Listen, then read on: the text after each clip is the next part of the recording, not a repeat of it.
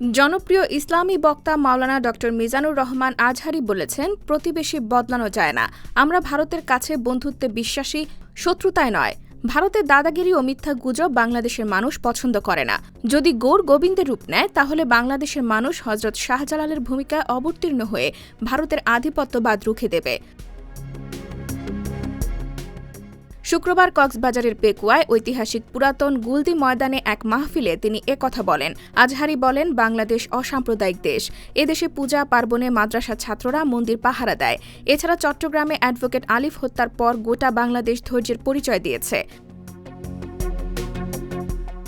ড আজহারী বলেন, ঐক্য হচ্ছে দেশ ও জাতির উন্নয়ন অগ্রগতির ভিত্তি। বিগত ৫০ বছর নিজেরা বিরোধে লিপ্ত হয়ে এই দেশটাকে শেষ করে দিয়েছি। জুলাই আগস্টে ছাত্র জনতার অভ্যুত্থানের পর জাতি হিসেবে আমরা ঐক্যবদ্ধ না হলে শহীদদের রক্ত বৃথা যাবে।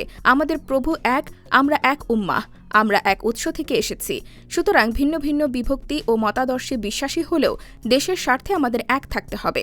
আমাদের আলেম সমাজকে ঐক্যবদ্ধ হতে হবে। বাংলাদেশের বিরুদ্ধে অব্যাহত ষড়যন্ত্র জাতীয় ঐক্যের মাধ্যমে রুখে দিতে হবে। তিনি বলেন, অতীতের মতোই দেশে বিভক্তির ষড়যন্ত্র শুরু হয়েছে। দেশে অস্থিতিশীল পরিবেশ সৃষ্টির পাঁয়তারা করছে ঘাপটি মেরে থাকা ফ্যাসিজমের প্রেতাত্মারা। তাদেরকে জাতীয় ঐক্যের মাধ্যমে রুখে দিতে হবে। মাহফিলে ছাত্র শিবিরের সাবেক কেন্দ্রীয় সভাপতি ও ঢাকা মহানগরীর জামাতের সেক্রেটারি ড শফিকুল ইসলাম মাসুদ বলেন, স্বাধীনতার ৫৩ বছর পরও দেশের অর্থনৈতিক, সাংস্কৃতিক, রাজনৈতিক মুক্তি আসেনি। একমাত্র আল কোরআনই এই জাতিকে মুক্তি দিতে পারে। IBTV USA, new York.